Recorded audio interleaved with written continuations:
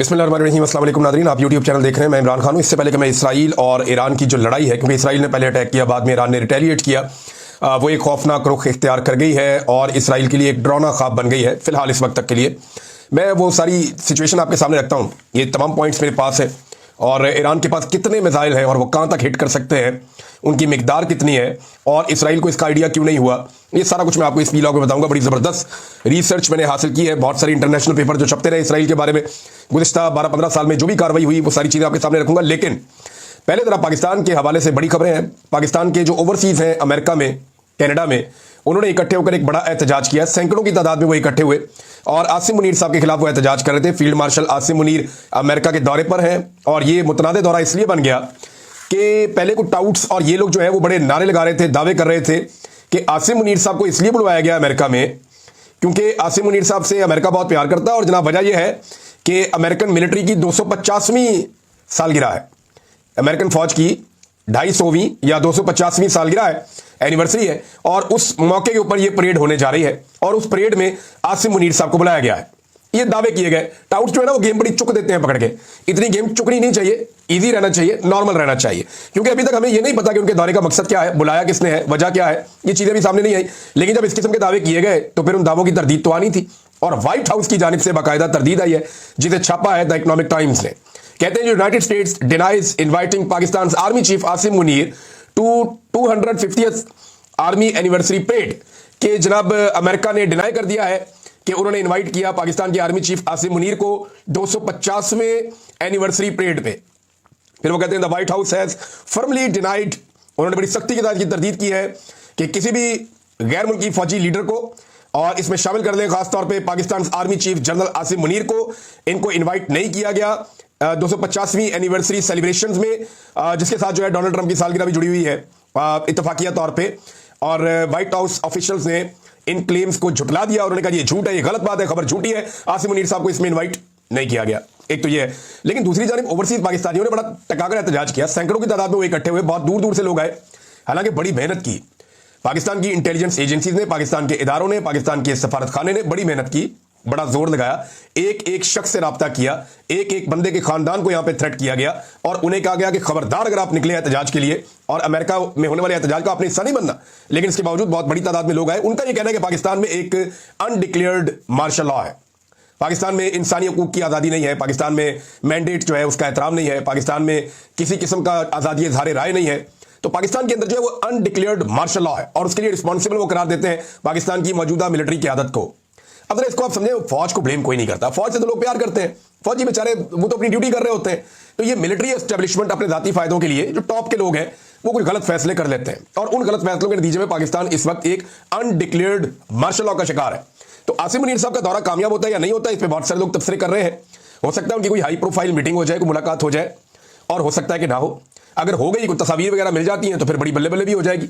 लेकिन यहां पर ये जो एहतजाज हुआ है इसका इंपैक्ट तो आएगा, छोटा है बड़ा है, इंपैक्ट तो आएगा। मैं देख रहा था जितनी सख्ती की जा रही थी तो ऐसा लगता था शायद दर्जनों लोग इकट्ठे हो पाएंगे, लेकिन सैकड़ों लोगों के इकट्ठे हो जाने में इस बात की समझ आ रही है कि शदीद तरीन दबाव, प्रेशर और तमाम हथकंडे इस्तेमाल करने के बावजूद लोग डरे नहीं हैं।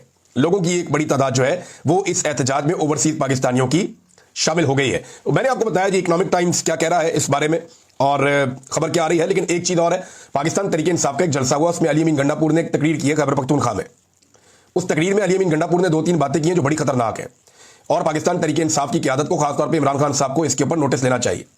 तहरीक इंसाफ एक जमहूरी जमात है। इमरान खान हमेशा कहते रहे हैं कि हम अदम तशद्दुद पे कारबंद हैं, हम टेबल टॉक पे बिलीव करते हैं, पुरअमन एहतजाज हमेशा हम करेंगे। इमरान खान ने कभी बंदूक, गोली और डंडे की बात नहीं की। लेकिन अली अमीन गंडापुर ने पाकिस्तान तहरीक इंसाफ की शक्ल को बिगाड़ना शुरू किया है। इसको जरा समझिए, ये बारीक वारदात है। जो अली अमीन गंडापुर साहब काम कर रहे हैं ये पाकिस्तान की एस्टेब्लिशमेंट को सूट करेगा। ये जो अली अमीन गंडापुर साहब काम कर रहे हैं ये पाकिस्तान तहरीक इंसाफ के दुश्मनों को सूट करेगा। वो कल को कहेंगे कि ये दहशतगर्द है, क्योंकि इनका वज़ीर आला खुद कहता था कि बंदूक लेकर आएंगे, गोलियां ठोकेंगे, मारेंगे नहीं, गोलियां ठोकेंगे, ये लफ्ज उन्होंने इस्तेमाल किया। गोली चलाओगे हम गोलियां ठोकेंगे। जमहूरी आदमी जो होता है ना वो ये कहता है कि तुम गोली चलाओगे तू तीर आजमा हम जिगर आजमाए, ये होता है जमहूरी आदमी। एक पॉलिटिकल फोर्स जो है वो गोलियां चलाने की, गोलियां मारने की बात नहीं करती, एहतजाज की बात करती है, मुजामत की बात करती है। लेकिन अली अमीन गंडापुर साहब ने पहले भी कहा कि मैं सबसे पहले गोलियां खाऊंगा, फिर ये नजर भी नहीं आए। जब गोलियां कारकुनों को लग रही थी तो अली अमीन गंडापुर साहब वहां से भाग रहे थे, फटाफट वहां से निकल गए। नजर भी नहीं आए किसी को, लोग रोकते रहे रास्ते में, अल्लाह का वास्ता रुक, लोग मर रहे हैं, ये छोड़ के भाग गए। उससे पहले ये पहाड़ियां क्रॉस करके भाग गए।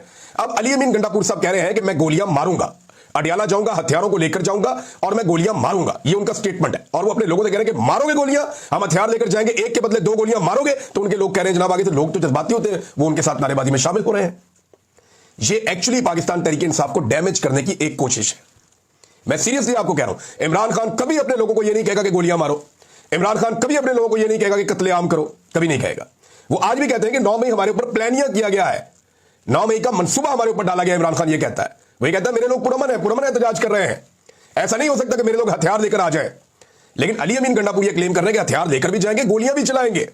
अब ये कौन सी जमहूरी पार्टी है या इसका, ये एक्चुअली पाकिस्तान तहरीक इंसाफ को इस तरीके से डैमेज किया जा रहा है कि तहरीक इंसाफ के लोग याद रखेंगे जो अली अमीन गंडापुर साहब उनके साथ कर रहे हैं।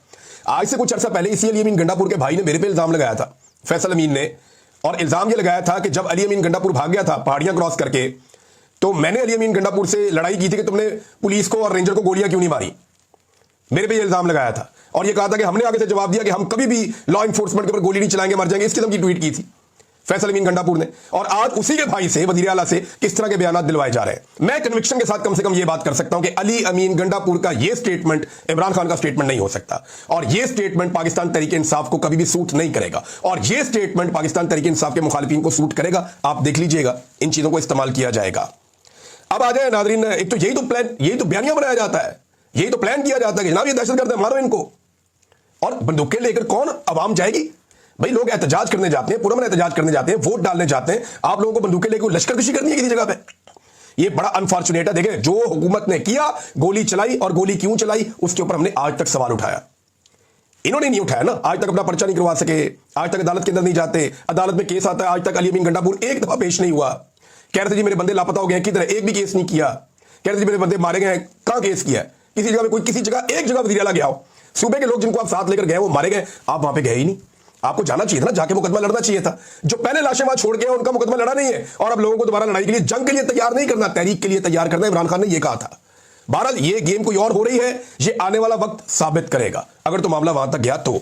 अब आज नाजरीन ईरान और इसराइल के मामला के ऊपर, और ये बड़े क्लियर मामला है कि इसराइल ने पहले अटैक किया, उनकी असेसमेंट कुछ और थी, लेकिन उसके नतीजे में हुआ क्या। अब ईरान की हिकमत अमली आप देखें, अब जो मनाजिर देख रहे हैं ना, जब 5वां दौर आया मिसाइल्स का, तो ये स्काई न्यूज के वहां के जो ब्यूरो चीफ है, उन्होंने अपने मोबाइल से वीडियो बनाकर भी लगाई, और बहुत सारे जो इंटरनेशनल जर्नलिस्ट हैं वो लगा रहे हैं।